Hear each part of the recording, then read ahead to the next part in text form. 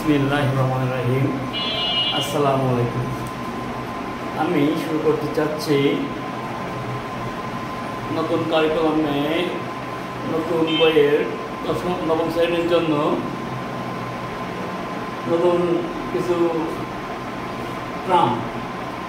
তার মধ্যে গণিত বিষয়ের চ্যাপ্টার 4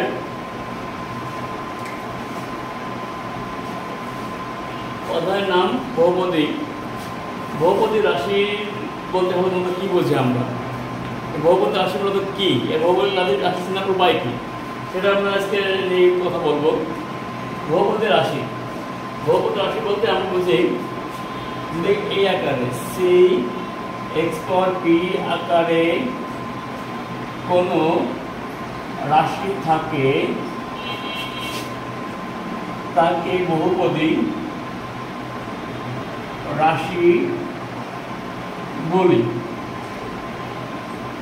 সি এক্স পাওয়ার পি আকারে রাশি থাকে তাকে বহুপদী রাশি বলে। বহুপদী রাশি বলতে কিন্তু অনেকগুলো পদ আছে এমন কিছু বোঝায় না। বোঝায় হলো কি, সি থাকতে পারে, এক্স একটা চলক থাকবে এবং পাওয়ার থাকবে পি। এই পি এর মানটা হবে 0 থেকে বড় বা 0 সমান এবং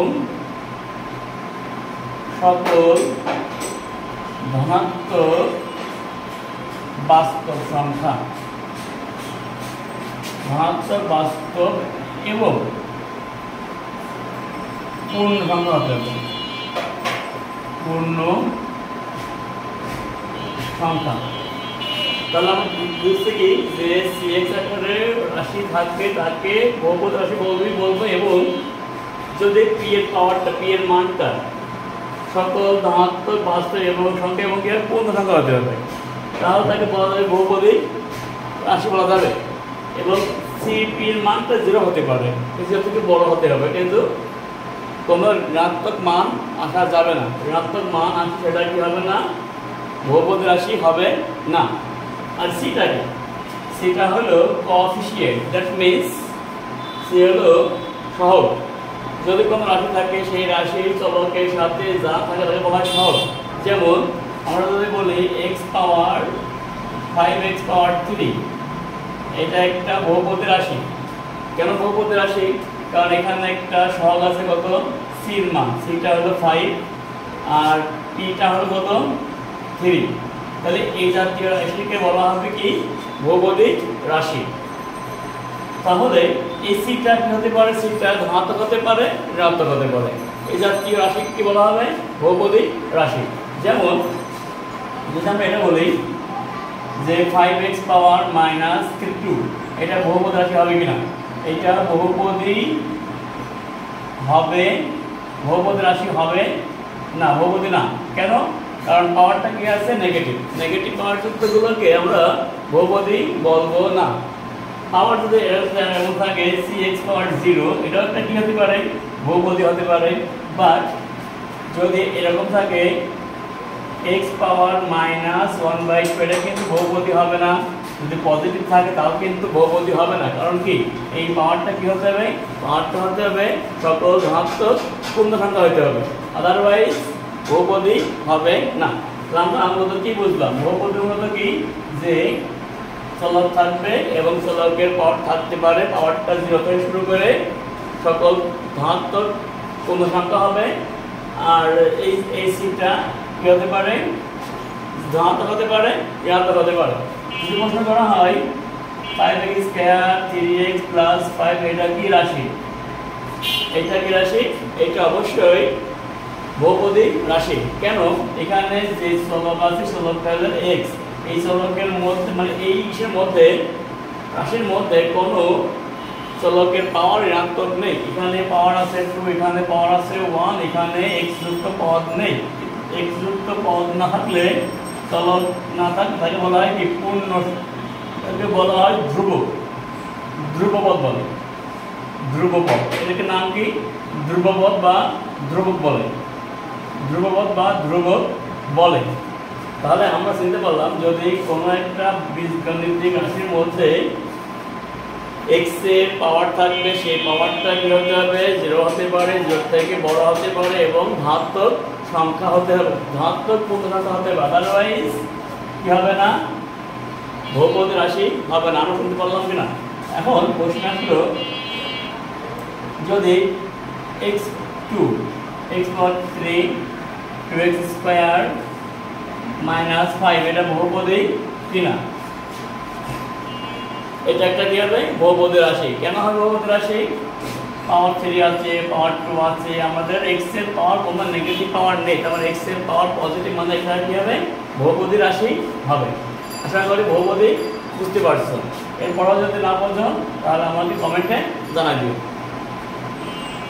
এরপরে যদি ভগ্নাংশ আকারে থাকে, কোনো একটা রাশি বীজগণিত রাশি ভগ্নাংশ আকারে আছে, সেই রাশিটা বহুপদী হবে কিনা সেটা আমরা কিভাবে চিনব?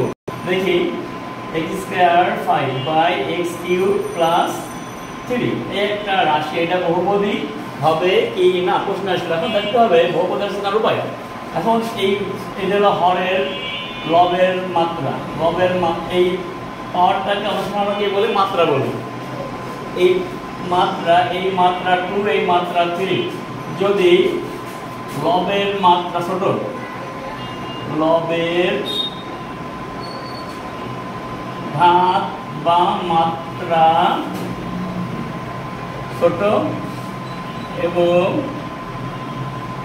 হরের মাত্রা বড় হয় তাহলে বহুপদী হবে না।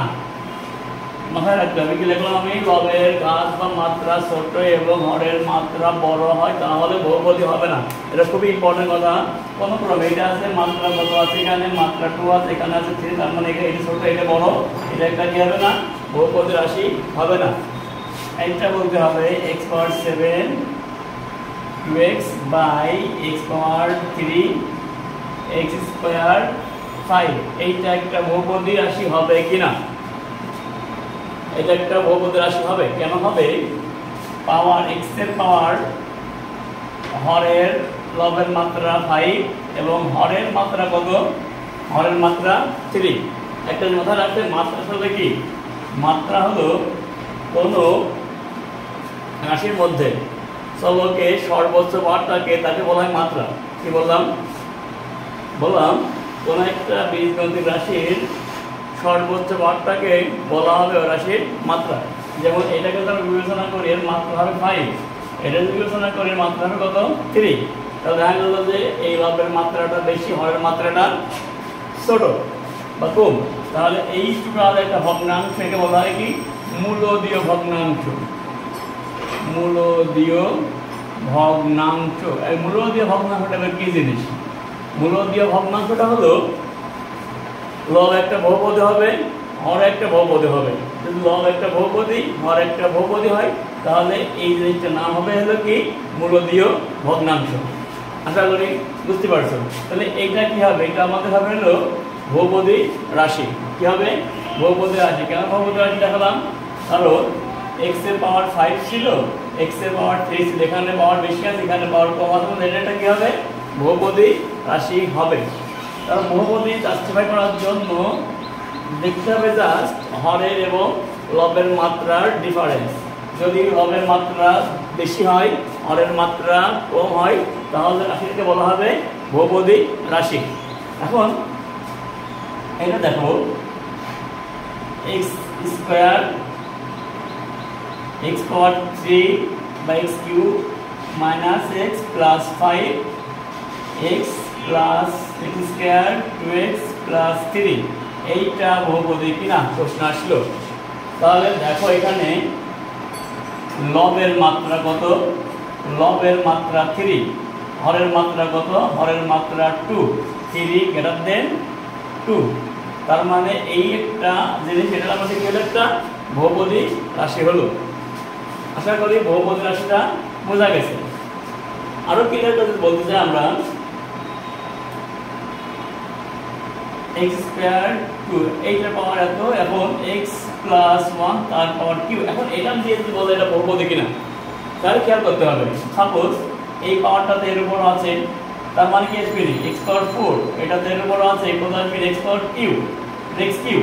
তাহলে এখন দাঁড়াচ্ছে x এর পাওয়ার 3, লবের মাত্রা 3, হরের মাত্রা কত, লবের মাত্রা 4, হরের মাত্রা 3। যেহেতু এখানে 4 বড় 3 কি হবে, পুরোটুকু বহুপদী রাশি হবে। তাহলে আমরা শিখলাম বহুপদী রাশি বলতে কি বুঝি। বহুপদী রাশি বলতে আমরা বুঝি যে এই আকারে প্রকাশ করা থাকলে পরে তাকে বহুপদী রাশি বলা হবে। সি এখানে সহগ, x একটা চলক আর p এর একটা মাত্রা বা পাওয়ার। এই পাওয়ারের p এর মান কি হতে হবে, p এর মান 0 থেকে বড় বা 0 এর সমান, তাই বলা হবে কি p এর মান 0 থেকে বড় বা 0 এর সমান, কিন্তু কি হবে পূর্ণ সংখ্যা। পূর্ণ সংখ্যা হলে কি হবে বহুপদী হবে, আদারওয়াইজ বহুপদী হবে না। আর সির মান নেগেটিভ হতে পারে, পজিটিভ হতে পারে, যে কোনো মান সির মান আসতে পারে। যদি এরকম কোনো জিনিস থাকে তাহলে বলা হবে কি বহুপদী রাশি। এখন তোমাকে যদি বলা হয় √x এটা বহুপদী কিনা, তাহলে কি আসলো, এখানে √x না দেখা যায় কি 1/2, তার মানে এটা ভগ্নাংশ। মাত্রা যদি ভগ্নাংশ হয় তাহলে কি হবে না, বহুপদী হবে না। ইনশাআল্লাহ আশা করি বহুপদী রাশি নিয়ে কোনো সমস্যা হবে না। যদি কোনো সমস্যা থাকে তাহলে অবশ্যই আমাকে কমেন্টে জানাইতে হবে। যদি আরও কিছু জানতে মন চাই বিভিন্ন কোশ্চিন বহুপদী সম্পর্কে আমাকে বললে আমি ইনশাআল্লাহ সবকে দেওয়ার চেষ্টা করব। আচ্ছা ওকে, আজকের ক্লাস এই পর্যন্তই।